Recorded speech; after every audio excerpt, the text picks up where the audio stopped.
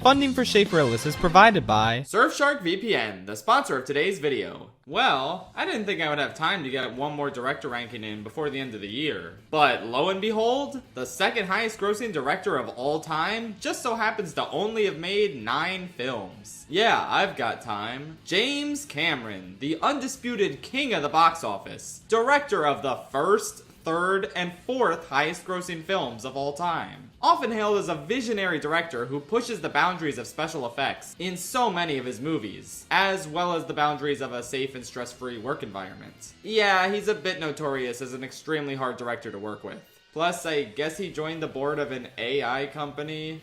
Ew. Yeah, I can't say I didn't see that coming though. Watch this really good video by Nerol about the shit he's willingly letting AI do to his iconic films. Oh well, even though this is the first director I'm ranking who I don't really respect as a person, I mean, as a filmmaker, it's a different story. His filmography is small but mighty, an absurdly iconic repertoire of films I absolutely adore, as well as a couple that I certainly sat through for this video. Oh, and I'm not ranking the documentaries he made, even though I ranked George Miller's documentary as part of his filmography. The main reason is, there's 3 of them. That's too many. I would feel weird leaving out one from a ranking, but multiple is a bit ridiculous. I usually don't have anything really to say about documentaries anyway, so we're just gonna be sticking to the nice, clean list of 9 narrative feature films. Let's rank what the Cam Man has done. Starting with the film he was abruptly thrust onto and allegedly fired from after only 2 weeks of shooting, and then getting to the movies that are actually worth my time to talk about. Oh no! Sorry, did I just spoil that Piranha 2 was the bottom spot on this list? Genuinely, if you think any of his other movies are worse than Piranha 2, you need to get your head checked. I'm sorry, that is an invalid opinion. I don't say that very often. I love letting people have their own opinions and not getting up in arms about them. But you cannot tell me that Piranha 2 deserves anything other than last place. Okay, I should probably end the intro and then we can officially talk about it in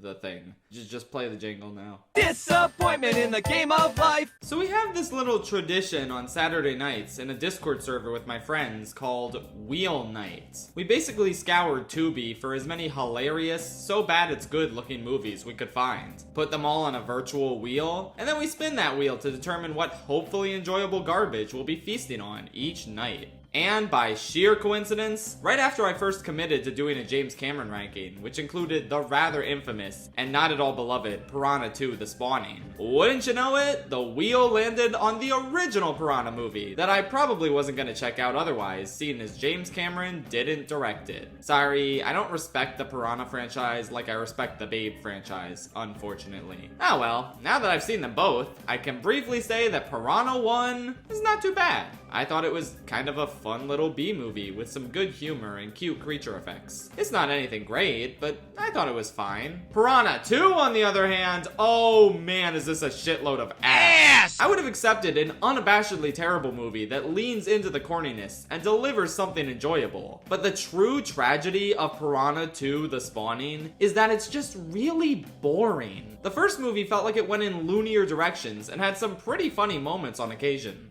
First, you're gonna have to distract him. What if he's gay? Then I'll distract him. Let's go. But with this one, aside from a cute one-off joke here and there, it just feels like a really standard watery monster movie. And it takes forever to get to the actual monster shit, because there's like 6 subplots going on that are just so boring. I was gonna describe them all to you, but then I realized, what's the point? You don't give a shit about Piranha 2. Basically, there are piranhas inside of this sunken ship, and it is pretty novel to see them explore it like the wreckage of the Titanic, considering, you know, this couple even has scuba sex here, which is kind of interesting, I guess. This is one of the most kind of interesting things in the entire movie, and it happens in the first 5 minutes. Then I guess this lady is investigating the piranhas, but she's also got to share screen time with the other 5 groups of characters who never do anything interesting. And the only interesting parts are when the piranha gets them. I have to admit, the actual piranha biting scenes are pretty well done. These things surprise you pretty often with when and where they turn up. I especially like this one scene where a guy drops his watch into some water, and there's tense music where you think, oh, it's piranha-ing time. And then he just gets the watch back. Okay, I guess we'll have to wait till the next scene for some piranha action. Holy shit! Yeah, that was a pretty good scene. Also, did I mention that the piranhas can fly? They fly now! For such an insane concept, you'd think they could go around terrorizing an entire town or something. But the only time they take advantage of their ability to fly is just this one scene at a party. It really is frustrating how not insane this movie is. I cannot stress that enough. I would have loved for it to be a whole lot campier and wilder, but it really is just such a slog for the most part. Even the climax where they try and blow up the ship the piranhas came from. It's so lame and a huge step down from the party scene, which was kinda cool. The only interesting part was when Lance Hendrickson jumped out of his helicopter and it crashed and exploded. He did that because he needed to drive this boat right away, so I guess there was nowhere to park the helicopter on the waterfront. But I don't know, man, that just seems like a waste of a helicopter. I know logically there was nothing else he really could have done, but as a helicopter enthusiast, I just didn't really like it. And I also didn't like this movie. The first film ain't great, but it was a hell of a lot more interesting. James Cameron has kinda disavowed this movie, and I'm not at all surprised by that. It's kinda similar to how David Fincher disavowed his directorial debut, Alien 3, which was part of a franchise he did not direct the original installment of, despite the fact that James Cameron also made an Alien sequel that was really good, which he did not disavow. The reason I'm rambling about all this is because it's far more interesting than talking about Piranha 2. Let's move on to the real movies now. Avatar, a giant international blockbuster, used the papyrus font as its logo. Avatar, Avatar, Avatar. What are we gonna do with you? The highest grossing movie of all time. An absolute sensation that blew audiences away when it released in 2009. One of the coolest and most immersive theater-going experiences for a lot of people, with maybe the most iconic use of 3D ever put into a movie. It was a phenomenon. And then the years went on, and nobody really talked about it anymore.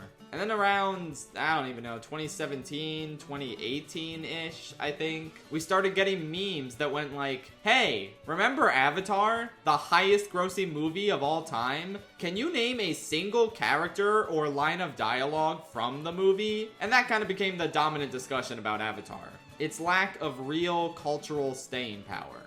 Now, I for one don't want to dismiss what a phenomenon Avatar inarguably was, nor do I want to claim that a movie needs cultural impact or memorable quotes or memes in order to be good. I mean, I can't remember any quotes from The Tale of the Princess Kaguya off the top of my head, and that's one of the best movies I've ever seen in my life. Not every movie needs to be quotable in order to leave an impact or an impression on you, and I think it's ridiculous to assume that Avatar doesn't have a ton of fans. They probably just didn't feel like bringing it up or discussing it all the time. They're like the opposite of Babylon fans. I think it's pretty clear that the Avatar fan base never really died out, just by the fact that the sequel, released 13 years later, also became one of the highest grossing films of all time. And this is in an era where movie theaters famously were not doing too high. So yeah, I for one do not want to dismiss the fans of Avatar that very clearly exist. I'm personally thrilled a completely original IP caught on with so many people at the box office. And it's great that so many people connected with this world and this story. So now that I've firmly established that I don't subscribe to the no cultural impact mindset, and I acknowledge that so many people love this movie to this day, let me now explain why I don't. I'm sorry, I really tried, but the second I put this movie on in a different context than on a big movie theater screen with 3D glasses in January 2010, I started to realize what a lot of other people did. It's pretty boring and predictable. Every moviegoer is different, and some just like a movie with good vibes and stunning visuals, but man, I don't know. For a movie like this, the story feels so unambitious, and the amazing world doesn't do nearly enough to cover that fact up. Sorry to be that guy, but yeah, this film is just Pocahontas to me. It hits those exact same beats and doesn't strive to do anything different or surprising. I mean, it's a lot better than Pocahontas, but it's not like great. The message is obvious, it's unbearably heavy-handed, and like, the thing is, I could have maybe handled that if the characters were at least interesting. But they're really not. I kinda like Neytiri and Dr. Grace, but that's about it. The other Na'vi and the other humans are really forgettable. And that especially goes for the main fucking character. I don't care about him at all. His writing and Sam Worthington's performance are just really dull to me. Even when I first saw the movie at the age of 11 and thought it was amazing, I still couldn't help but think, yeah, this main guy, he kinda sucks. The world building is at least very cool. I mean, you'd hope it would be, considering that and the effects are why most people came to see this movie. I think they present Pandora and all its interesting concepts in a very cool way. And the idea of people going into Na'vi bodies to interact with the world directly is also super neat. Most of the effects look spectacular, even if there are a select few that don't exactly hold up. But even so, this is one of the most ambitious uses of CGI ever, so it can definitely be given some leeway. But yeah, I don't know. Overall, I just can't say I like this movie all that much. And yet, I can't bring myself to be too harsh on it because, well, I respect it a great deal for fully realizing such a lush and creative world and bringing it to life with state-of-the-art effects. The Avatar universe is really cool, but for a movie like this, I just needed a hell of a lot more. More engaging characters, a story that wasn't just a surface-level depiction of colonialism and environmentalism. A movie with a world this good should not be this boring, man. I don't know. I'm not even mad, just disappointed. And so now you're worried about the sequels that are coming out? They're making more? Avatar: The Way of Water is definitely an improvement over the original. It's okay. This is an interesting one for me because I was actually really into the first hour, and the third hour was pretty good as well. I just don't think the movie needed to go on for a third hour, but we'll get to that. I think this is a very smart and cool setup for a sequel. Jake and Neytiri have kids and all seems to be well. But oh no, the humans are back, led by the evil Milosz Quaritch who died in the original. Except they uploaded his DNA and memories into an avatar, so now he's back.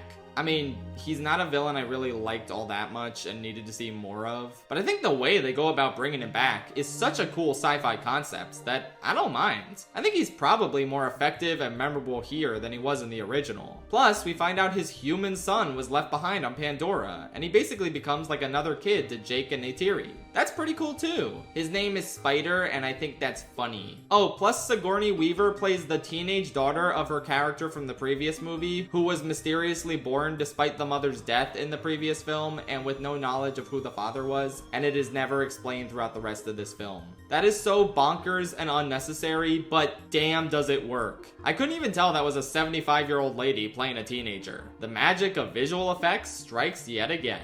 All this setup and the initial attack on Jake and his family that prompts them to leave their home is surprisingly gripping. I liked it a lot. And then they get to this water village and start to learn the waterways, the way of water, and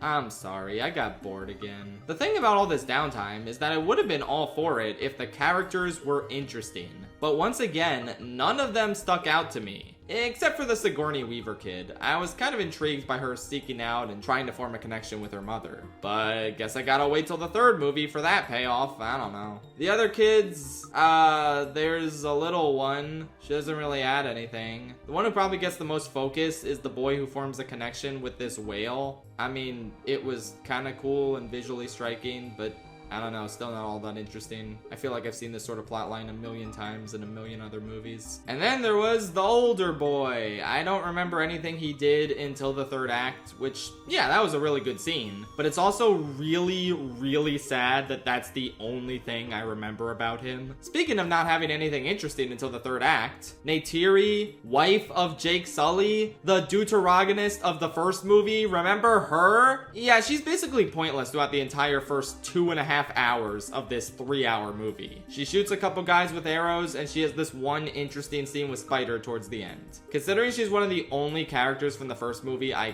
kind of liked, I'm a little bit upset. But I guess we did have to focus on the boring kids, so whatever. Oh, and Jake Sully. Oh my god, I still barely got anything out of him as a protagonist. I think it's sometimes interesting when he adopts a militaristic tone when talking to his kids. That's kind of neat given his history. And I mean, like, I can understand and empathize with the basic desire to protect your family. I was rooting for Jake Sully to achieve his primary goal of keeping his family safe.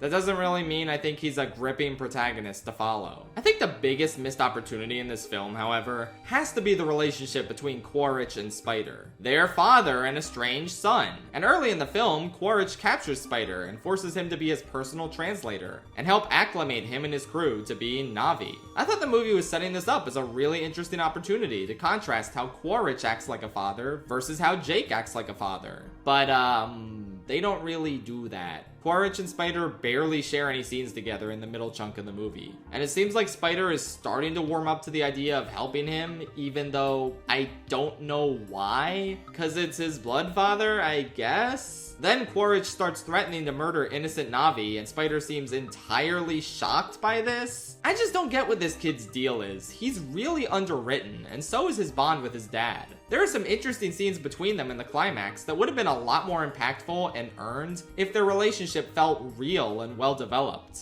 Oh well, I guess. Visually, this film is a real stunner. Unlike the first movie, there are no shots that look bad. And like, damn, I thought Attack of the Clones had some amazing looking water, but there's no contest here. This water blows that water out of the, how's that saying go? I don't know, man, I forget. I do appreciate how this movie expands the Avatar universe with this new water tribe. And hell, even the humans have some cool new tech to play with. Like, damn, do I love those crab mechs. I don't think that comes as a surprise, but yeah, big fan of the crab mechs. I was definitely taken in by a lot of the gorgeous sights and sounds, and the action was pretty good as well. It's just, man, does a large portion of this film really drag. This is one of the most egregious examples I've seen of a 3-hour movie not nearly justifying that runtime. Some movies do. Sometimes it's okay for a movie to be over 3 hours, because there's enough substance to support it. But I'm sorry, I don't think this is one of those movies. The plot is basically the bad guys are looking for Jake. He and his family go to the Water Tribe.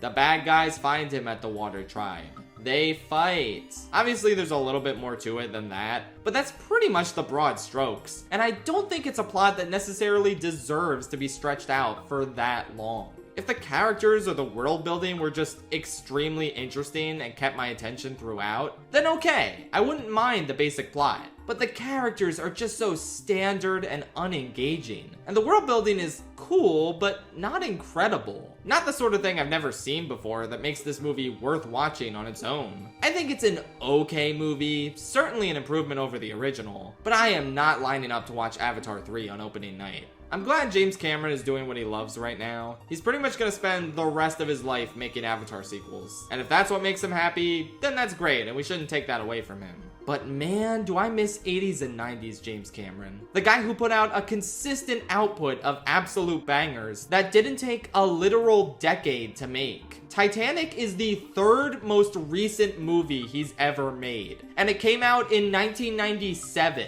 Sure, he put out some documentaries in the years leading up to Avatar 1, but man, he's such a good director, and it really feels like a waste to only have him put out these Avatar movies that, yeah, are well directed and visually stunning, but just don't have engaging plots or characters to back those attributes up. I don't know, this is all from my perspective. Clearly these movies do have a very massive audience, and clearly this is what he wants to do, so that's fine. But maybe I'm a little disappointed because, aside from Avatar, and Piranha 2, but you know, that doesn't even count, James Cameron has never missed. All of his other movies are at the very least pretty good, with at least a couple exceptional elements in all of them. So why don't we crank that positivity knob up and start talking about the good shit now. Down to the bottom of the sea. The Abyss is kind of like 3 different movies piled on top of each other. But the good news is, all 3 of those movies are good, so it works. It's about an oil platform crew getting commissioned to investigate what happened to this American submarine that sank. And it's a pretty claustrophobic, intense experience, watching them go deeper and deeper, attempting to uncover what sank this thing. This is all on top of the main character who's in charge of the team, getting a visit from his ex-wife who designed the rig. And ooh, there's a lot of tension in the air between the two of them as they slowly start to warm up to each other again. Well, mainly the lady needs to warm up to him again. The guy still wears his wedding ring around, and it looks like he's very much still into her.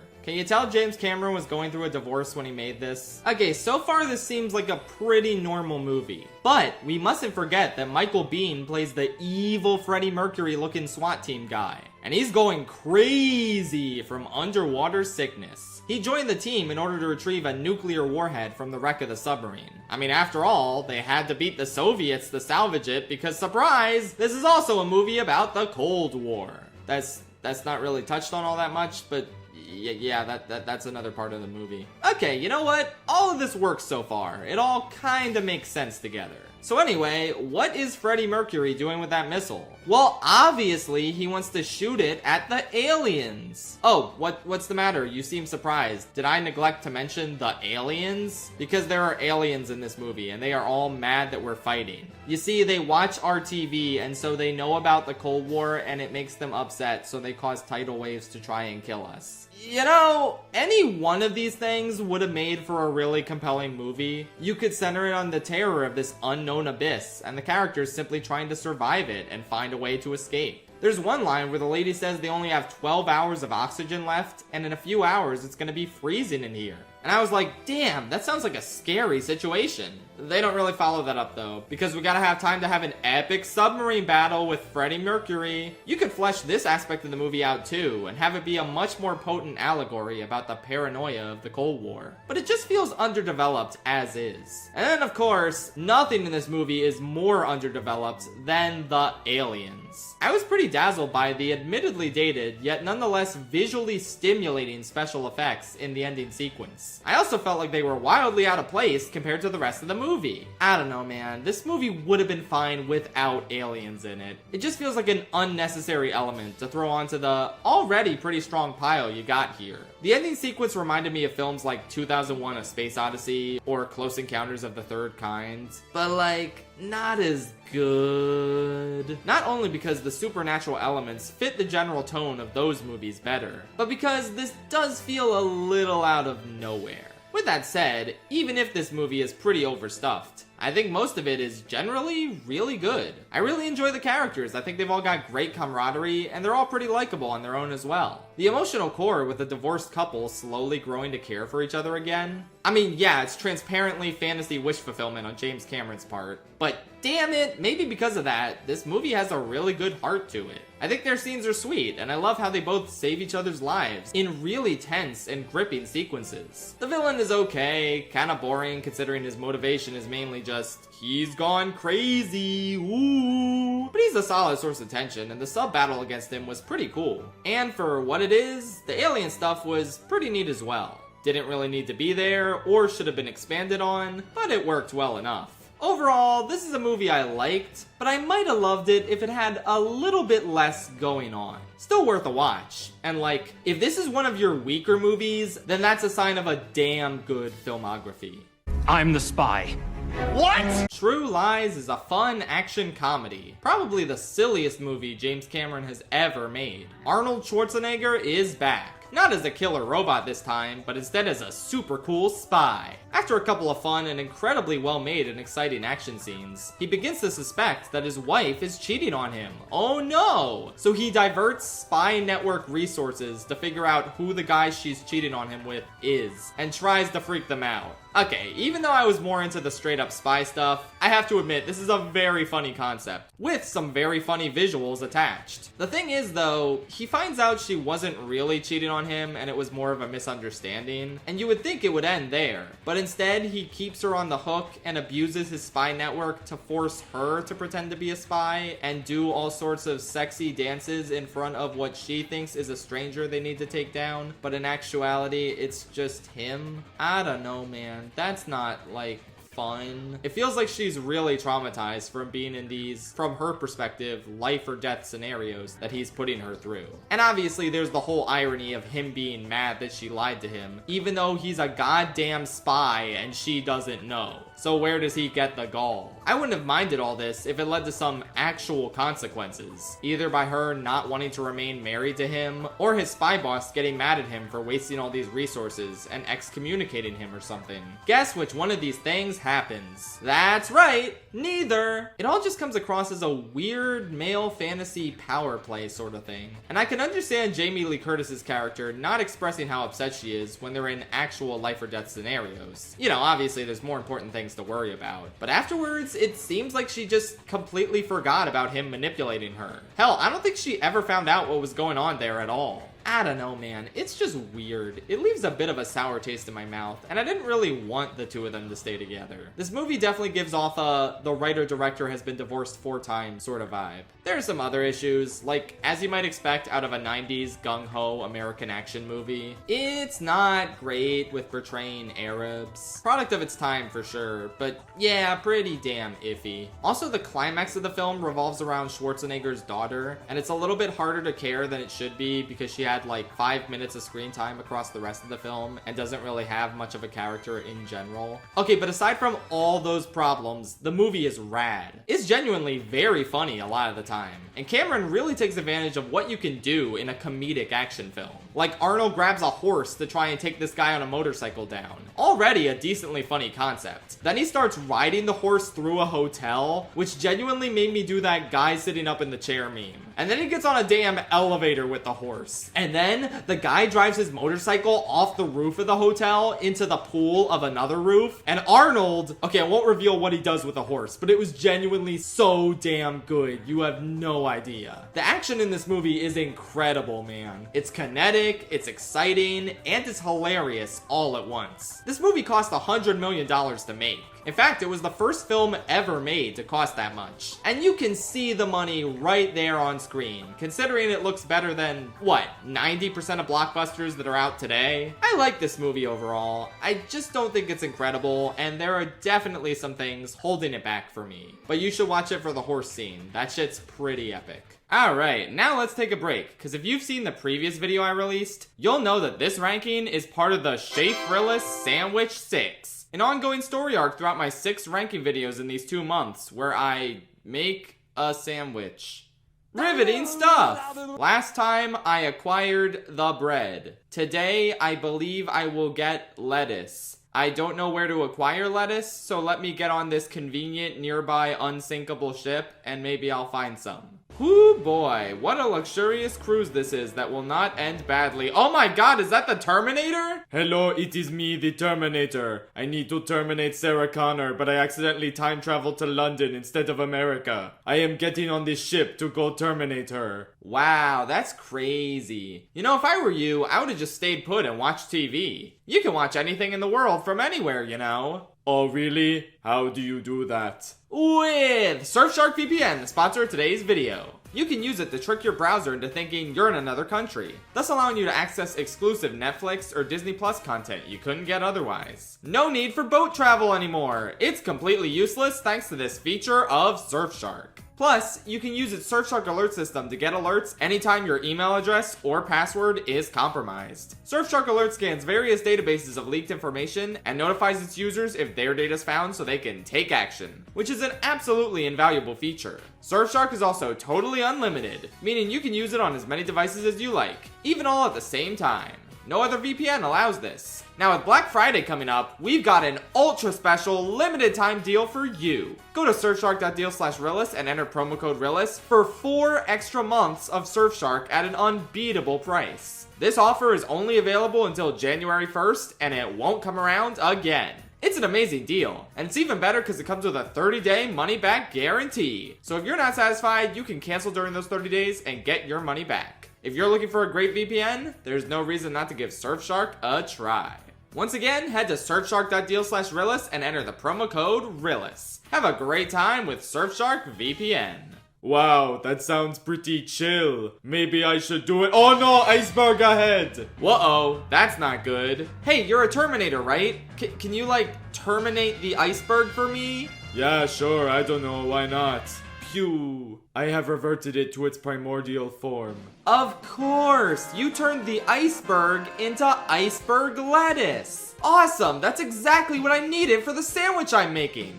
Oh, and you also saved the lives of everyone on the ship. That's important too. Alright, what ingredient do I need next? Probably ketchup. I'm sure I can find some in America. Why are we in Japan? Curses, I must have boarded the wrong boat. Guess I'll go swim to America then. Okay, bye Mr. Terminator, thanks for your help. Sure, and just remember, I'll be returning in a future installment. Well, maybe me being in Japan is a sign. Next video will be the Persona 3 Social Link ranking. Tune in then to watch me acquire ketchup for sandwich. The Schaeferless Sandwich 6, baby! The saga continues. Okay, now back to whatever I was doing. The James Cameron thingy. I'll be back with weapons. Okay, as someone who has never seen anything Terminator related before, but who obviously knows all the quotes through cultural osmosis, let me just say that Come With Me If You Wanna Live was raw as within the context of this film.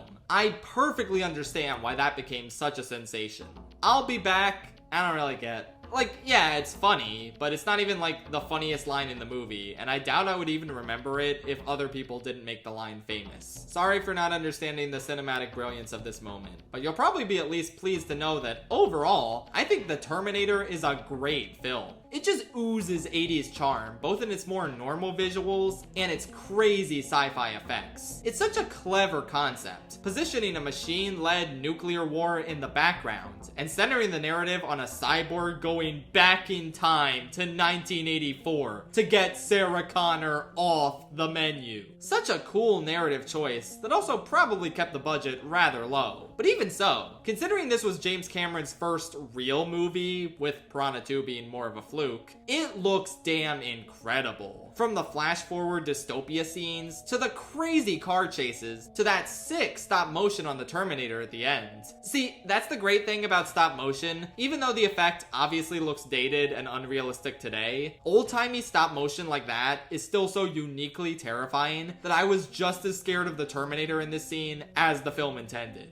Speaking of which, I don't even know where to begin with this monster. I don't really see too many people calling Terminator this, but it's a legit good horror film, even if the monster is just the governor of California. The movie does not mess around when it comes to showing him terminating everyone in his path, making the danger to Sarah's life feel so much more real than it otherwise would have. Honestly, the first hour of this film is pretty perfect. I really love how it wastes no time with needless exposition, because it knows you're smart enough to pick up that Arnold wants to kill her, and Hicks has gotta stop him. We don't even know why yet. We just don't want this lady to get murdered, so that's all we need until Kyle gets a chance to explain what's going on here. It's really smart and efficient storytelling, throwing you into the deep end in a way that isn't disorienting in the slightest. After the police station shootout, however, this movie starts to lose me a tad because, well, frankly at this point, the Terminator is starting to look a little bit pathetic. Like, it just becomes a little comical how he manages to kill everyone in his path, and yet Sarah still doesn't have a scratch on her. I also just really had trouble believing that Sarah was in the mood to have sex with Kyle when there was a killer murder cyborg on their tail. In general, I predicted immediately that Kyle was John's father. I didn't know this from cultural osmosis, I just knew this from basic common sense. And while that being predictable isn't a problem with the film at all, I just think the film's plot contorting itself so that they can have sex is a little awkward and unnatural. I don't buy that they're close enough for that at all. And if both of them subconsciously realize that he's John's father and they need to do it to protect the future, then, I don't know, I can't really get invested in their relationship as a result. They don't really have that good chemistry together. And that, coupled with the main villain kind of losing his foreboding edge, until he thankfully gets it back in the finale when he reverts to robot form, makes the second half of the film overall a little weaker than the first. Oh, and where does the iguana go? Why the hell does she not have the iguana with her in the final scene? What was the point of the iguana if you weren't gonna show whether or not it survived? Just don't have the damn iguana in the movie if you're not gonna take the fate of the iguana seriously, James. Yeah, overall, I really like the Terminator though. Fresh, exciting, scary. I can't wait to watch Terminator 2 and then watch all the other sequels afterwards. I've heard nothing but good things about those movies. Oh boy. Any requests? Luca. How about that Titanic song? Oh, no. Titanic. I hate to say the cliche, but man, they really don't make them like this anymore. An absurdly big budget historical drama that delivers on grandeur and spectacle while also having an intimate and sweet emotional core. It's undoubtedly one of the most divisive blockbusters out there. I mean, sure, it was critically acclaimed and won 11 Oscars, which is tied for the most Oscars any film has ever won. But at the same time, I feel like if you ask an average Joe Schmo on the street what they think of this movie, there's a 50-50 chance they're gonna hate it. Maybe it was overexposure, considering that this was the highest grossing film of all time for a while, and it stayed in theaters for almost 10 months. God damn. Or maybe it's the fact that it's a sappy romance film that a lot of teenage girls at the time who had Leo fever wouldn't stop talking about. I don't know, for some reason a lot of people hate the stuff teenage girls are into. Or maybe people just think the movie is way too long. Which it is, absolutely. But whatever the reason, this movie isn't as universally beloved as you'd think it would be on paper. As someone who had seen different chunks of the movie on TV growing up, but never actually sat down to watch it from start to finish until now, I didn't really know what I would think of it as a complete package. Now that I've seen it all, I'm so sorry, haters. I don't think I can side with you on this one. Titanic is peak. Absolutely not perfect on the whole, but man does it feel like it sometimes, considering how often I got absolutely swept up into it. The first half perfectly orients you in this fairly standard, but unbelievably well-executed tale of forbidden love. Jack and Rose just have really good chemistry. I love Leo and Kate Winslet's performances. I buy the two of them together. I really yearn for them to run away and have a life together, despite knowing that's not gonna happen. And I love the contrast between how stifled and imprisoned Rose feels among her fellow aristocrats versus how alive she acts at the lower class party. And on top of all that, Billy Zane is just a marvelous asshole in this. I wouldn't be surprised if this performance is largely what inspired the Duke character in Moulin Rouge. For the most part, this first hour and a half is thoroughly engaging. Like a beautiful vacation or an amazing dream you never want to wake up from. Of course, you know you will eventually. Sooner or later, that iceberg is gonna smack you in the face. Yeah, this kind of leads into one of my issues with the film. Actually, every problem I have with it kind of just boils down to the same issue. Yeah, it's too long. As endeared as I was by Jack and Rose fawning over each other, at some point I kind of felt like I got the picture and was ready for that iceberg to kick in, which didn't happen for another 15 minutes after I started feeling this way. Once things start going south, the movie's mostly still really incredible. But once again, I just feel like it's a little long and overindulgent for its own good. There's a great setup with Jack handcuffed to a pipe in the brig, and Rose has to free him before it completely floods. That's all well and good, but then in the midst of a rapidly sinking ship, Billy Zane has just gotta grab a gun and try and shoot Jack as revenge for stealing his lady. I think he has bigger problems to worry about. I mean, it's in character for him to do this, I guess. But then it just forces Jack and Rose back into the same area they just got out of. It feels a little clunky, and the consistently high tension I felt up to this point started to drop a lot for me. I don't know how to describe it. It just felt less organic and more movie-ish, if that makes sense. I feel like this was probably done so that the ship sinking would be happening in real time. Or maybe it was because the time the movie spends in 1912, 2 hours and 40 minutes, lines up perfectly with how long it took the Titanic to sink after hitting the iceberg. I don't know. Either way, that's not really a good justification for drawing out this sequence. It's a cool detail and all, but it doesn't really do the movie's pacing any favors. Thankfully, once they get out of the lower levels, the film significantly wins me over again.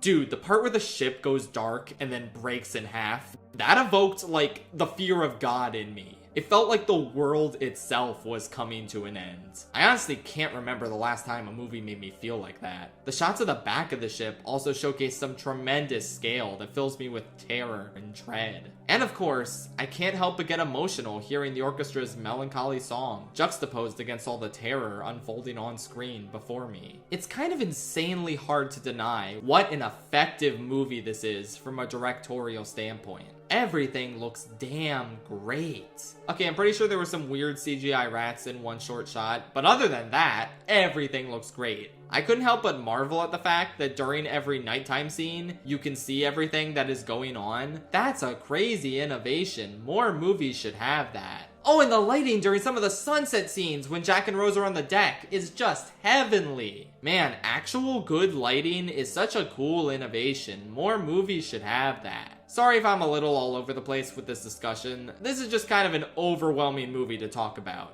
in a good way. It's an absolutely magnificent film where you can get swept up in the beauty of Jack and Rose's love while also staring in awe at the sheer disastrous chaos unfolding unbelievably convincingly before your eyes. I absolutely get why this was the highest grossing film of all time for a while there. Honestly, it totally deserves that title. Way more than Avatar, frankly. I can live with the fact that you could probably trim a half hour off of it, and I can live with the 7th instance of that corny "My Heart Will Go On" instrumental playing in the score. Because in spite of its shortcomings, you can't deny that this is a fucking movie with a capital M. That's not something you can say about any old movie. Our situation is precarious. Get away from him, Mitch! I love the Alien series. It's just so cool, man. I'm not even a big horror guy, but just something about these movies, and the Xenomorph specifically, is just exhilarating to think about. I finally watched all the ones I hadn't seen before earlier this year when Romulus came out. And by all the ones I hadn't seen before, I literally mean every single one past the first two. I was kinda slacking. And don't get me wrong, I don't love all the movies, but like, I don't know, that's also how I feel about Star Wars. So I'm pretty comfortable calling myself an Alien fan. And wouldn't you know it, the very first sequel to the iconic Ridley Scott original also happened to be helmed by James Cameron. He was relatively inexperienced when they brought him onto the project, which was rather hard to get off the ground and took a while to come out. It's not the most infamous troubled production in the history of the series, but it still wasn't easy. And just on paper, the idea of making a follow-up to a movie as visionary and special as Alien without Ridley Scott at the helm kinda sounds insane and disastrous. But you probably know how the story actually goes. Aliens is one of the most iconic and beloved sequels of all time. Expanding on the original, yes, but also shooting out in an entirely different direction, resulting in a hybrid horror action flick. It shouldn't work. It shouldn't feel like a perfect and natural follow-up to Alien. But by God, it is. And even though the first and second films are both 10 out of 10 masterpieces to me, I gotta be honest, I think the second film is my favorite for so many reasons that we'll get into.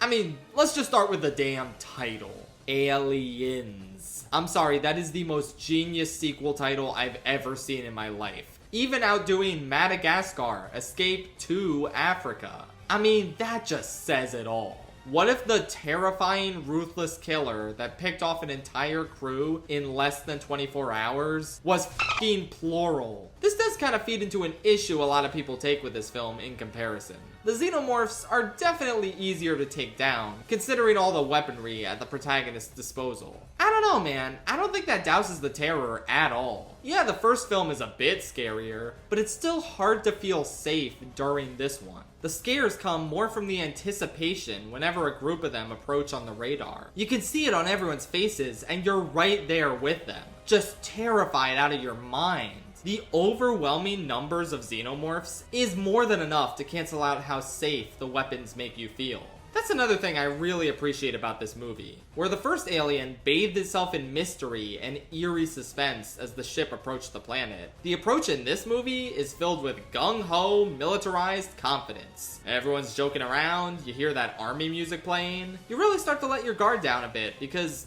okay, the situation feels overwhelmingly in the protagonist's favor this time. Ripley knows exactly what the alien is capable of, and she's coming back with a bunch of armed troops ready to kill them all at a moment's notice. What could possibly go wrong this time? And then the creepy score from the previous movie kicks in when you see the colony on the monitors, and all that dread comes creeping back as you remember, oh yeah, there's no way they're all making it out of this alive. Despite being an action film, Aliens doesn't betray the deliberate slow pacing of its predecessor. It takes a damn hour before we actually see the xenomorphs, but the buildup is absolutely incredible. And the reveal that they're all lining the walls is just chef's kiss. so damn good. Not only is the pacing pretty consistent with the original, but each alien reveal is so carefully laid out and uniquely terrifying. What are you gonna remember more? A cheap jump scare, or the sight of a xenomorph slowly rising out of the water behind Newt? Or the quiet sight of acid blood so you can realize at the same time as Ripley and Bishop that the Queen stowed away? I don't really love the assertion some people make that this film does away with the original sense of horror. It's all still there. And I certainly felt a lot more terrified throughout this film than I did throughout a lot of straight horror films in the series, like 3 or Covenant. I don't even think this film is all that crazy from an action perspective, especially compared to other Cameron films. But it's the blending of that genre's elements with the classic alien horror we know and love from the first film that really gives this one its own unique flavor. It doesn't feel like it's trying to be Alien again. It's doing something different while also widening the scope of the universe with additions like the Colonial Marines and the Alien Queen. Ultimately though, I think what makes this film work so well for me is that I personally believe it is the most compelling portrayal of Ripley as a protagonist. Even though I hate that movie, Alien 3 is somewhat a contender in that regard, but I think there's 2 factors that put Aliens over the edge for me. First, it's genuinely upsetting seeing Ripley's PTSD from the events of the first movie. Watching her grapple with it throughout the first act, and catching glimpses of it later on.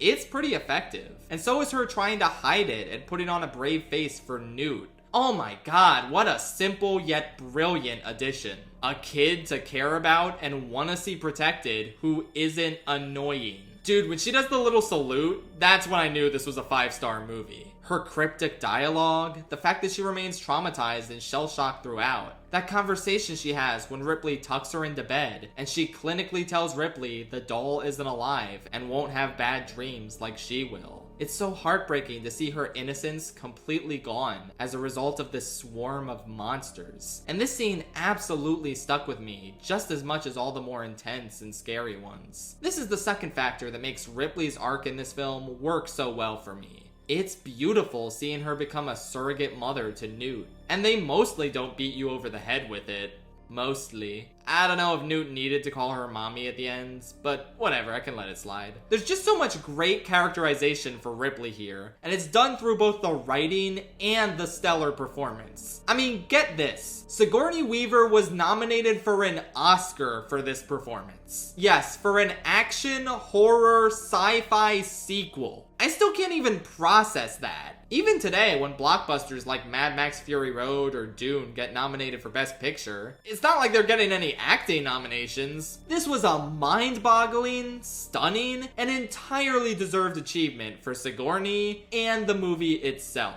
Turning my attention to Aliens as a piece of Cameron's filmography, I think it's an absolutely stunning directorial accomplishment. The set design and the special effects are immaculate. As timeless as the original Alien mostly is, there are definitely a few effects that don't look super convincing by modern standards, as well as a few times where the alien is pretty easily recognizable as a guy in a suit. I don't want to take away from the original film, oh god no, it's still incredibly terrifying. I just wanted to point out that it does have a few dated visuals, which there's no shame in. I don't really get that from Aliens at all. Every environment and every xenomorph looks incredibly convincing. And while there are a few iffy shots of the ships flying around, they fit right into that 80s sci-fi charm, and I don't mind them at all. And you can definitely see the beginnings of the military aesthetic Cameron loves oh so much here. If you told me this movie was made by the guy who would go on to direct Avatar, I would respond, yeah, no shit. Not only does he love his military visuals, he clearly loves pushing the boundaries of visual effects more than most filmmakers would ever dare dream of.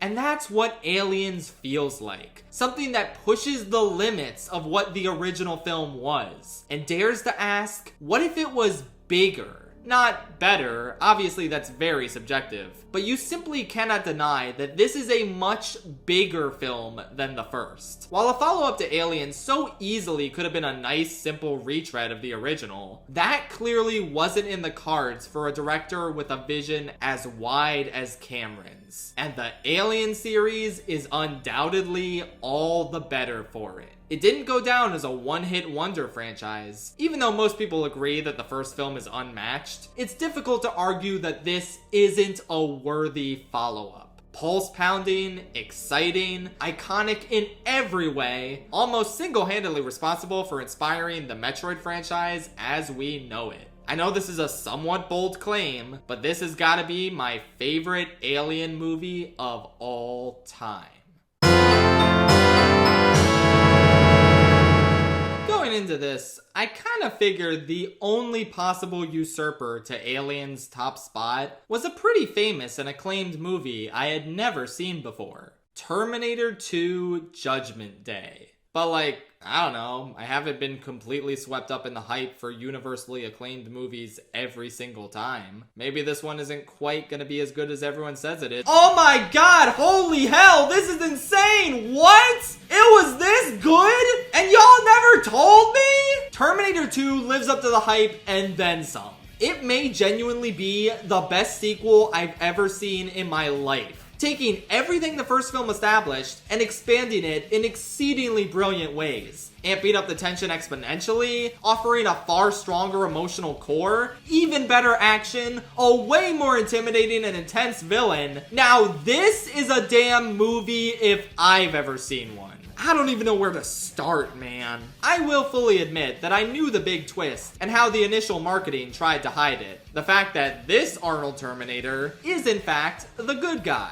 I can only imagine how earth-shattering of a reveal that was for audiences when the film first came out. And they really do a good job of hiding it by having the real big bad act so much more human than the Terminators we're used to. It's a great reflection of how much more advanced he is, before we get to see that in action through his insane abilities. My jaw dropped when they revealed he was the fucking Floor. Are you kidding me? What a cool villain. He's never not terrifying in this. Even managing to land a blow on Sarah this time, which is something the Governator could never do. I mean, I know his target was John in this movie, but still. He's just an incredible, seemingly unstoppable villain. I was ready to say, okay, his defeat at the end is a little underwhelming when he got covered in cold shit, but thankfully, the movie realized that as well. The movie realizes everything. It's always 5 steps ahead and knows exactly how to pace itself.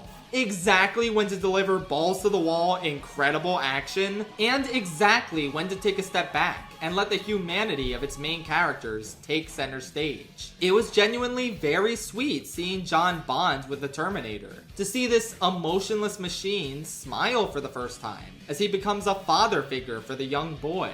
I love their relationship. And hell, it's amazing that John can be so likable and not annoying, considering, you know, child character. Yeah, this kid just sells it, and the character is pretty well written as well. One of my favorite aspects of Terminator 2 is how much it makes the story of the first film feel complete.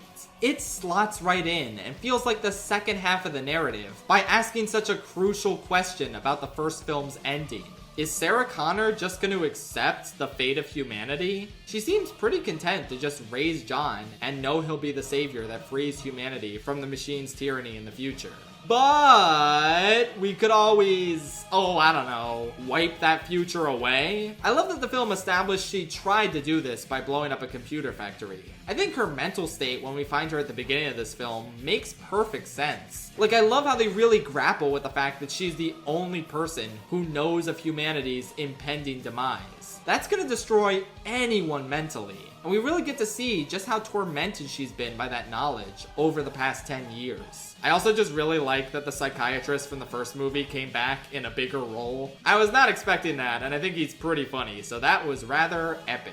I really like how we see Sarah briefly give in to her tormented visions by trying to kill the man who would inadvertently doom the world. It's an amazing scene, and I love how she realizes killing isn't the answer on her own, and rationally explaining the situation to him is what actually allows them to destroy his data. I really wasn't expecting a franchise called Terminator to have a movie revolving around protagonists not killing people. But I think it's sweet how John's big heart compels him to make the Terminator spare everyone he comes across. Not only does it tie in with Sarah's arc, but it's a great way of showing that the Terminator can be more than what he was programmed to be. I didn't expect this to be a damn Iron Giant-like story. Or maybe Iron Giant was inspired by this. that makes more sense considering when they release. I don't know, man. It's just nice and I like it. But the movie's strong beating heart does not soften the intensity of the action one bit. Simply mind-blowing stuff. Like, you're telling me that the T-1000 drives a truck through one of those underpass thingies? Is that what this is? An underpass? Guys, you have to understand, I genuinely might be a complete fucking idiot. Holy shit, and the hospital scene? I really love that they show us how Sarah would have escaped without any help, because she's just that cool. But then, of course, even she can't deal with the motherfucker who can phase through bars. For all the youngins in the audience, James Cameron pushing the boundaries of CGI was not a development that started with Avatar. It all stems from this movie, and specifically this character.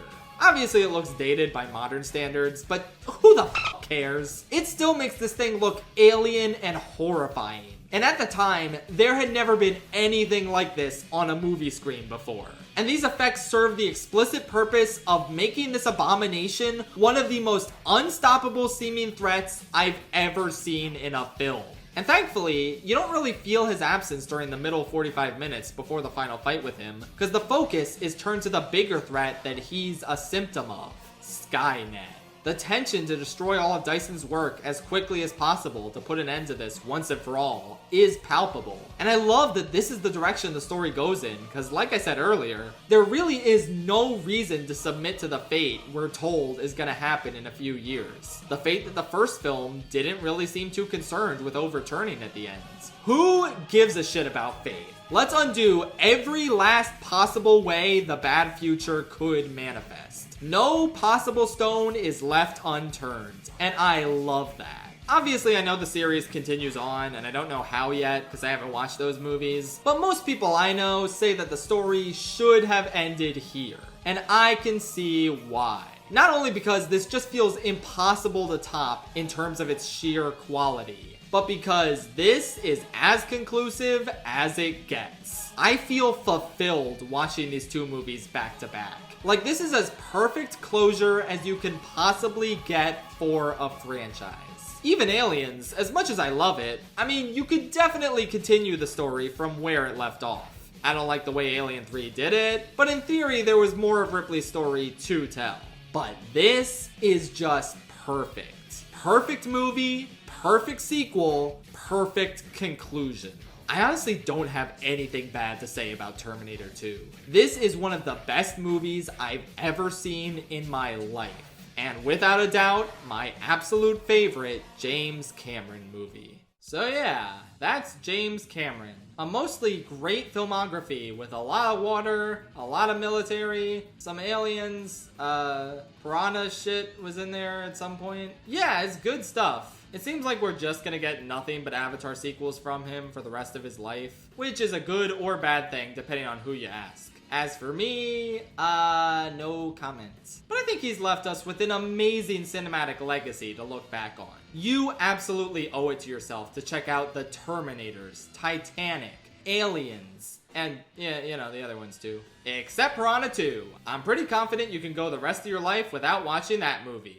But Schaff, what if I'm looking for a bad movie? I wanna watch something schlocky. Oh, is that what you want? You want a funny bad movie to watch with your friends? Boom, Ryan's Babe. Maybe the most insane thing I've ever seen in my life. It makes Megalopolis look like a piece of plain white bread. Oh, you want a fun, terrible creature feature? Queen Dracula. Go to Tubi and search up Queen Dracula. It is one of the worst movies I've ever seen, and I loved every minute of it. You want a movie with an absolutely batshit premise and zero actual plot? Look up Anastasia Once Upon a Time from 2020. It's an Anastasia adaptation, but I will not dare spoil the actual twist. And don't you dare either, just fucking watch it. Do you want to see an awful, near irredeemable movie about mad scientist Weird Al Yankovic stealing the soccer abilities from real-life soccer players and turning them into mutant zombies in a film that features two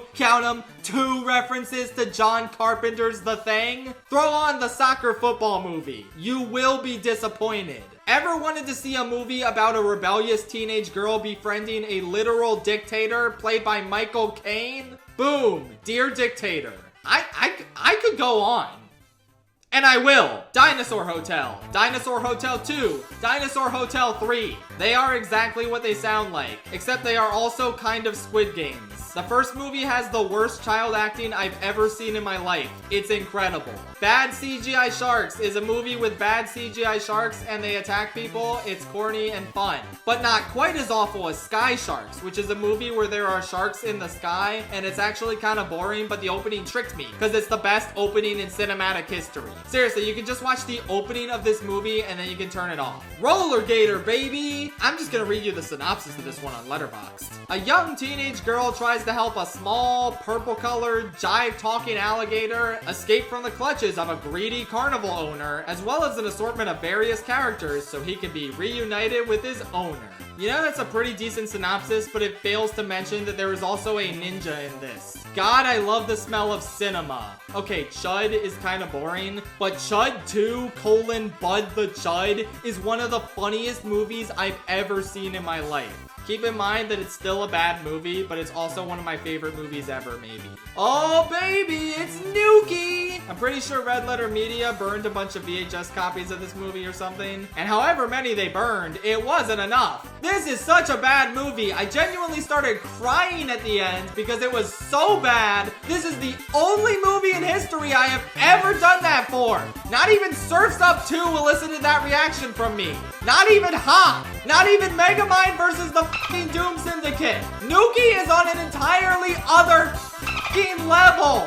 It is a new fucking dimension of awfulness. I gave it a 2 out of 10 apparently on Letterboxd. I don't even know why I did that. It is so heinous and so fucking abysmal on every level, and you truly have to see it to believe it. But also, I would not wish Nuki on my worst enemy because it left a permanent scar on my psyche, and I have never been the same since watching it. Nuki is the reason I cry myself to sleep at night, and the reason I will never truly be happy again for the rest of my life. But at least I fucking felt something when watching Nuki, which is more than I could possibly say about Piranha 2: The Spawning. See? It all came full circle. If you ever want to watch all the James Cameron movies, just skip Piranha 2 and pretend he directed Nuki instead. Or any of the other films I just mentioned, because I guarantee they are way worse and way more worth your time than Piranha 2. I'm the Nostalgia Critic. I remember it so you don't have to.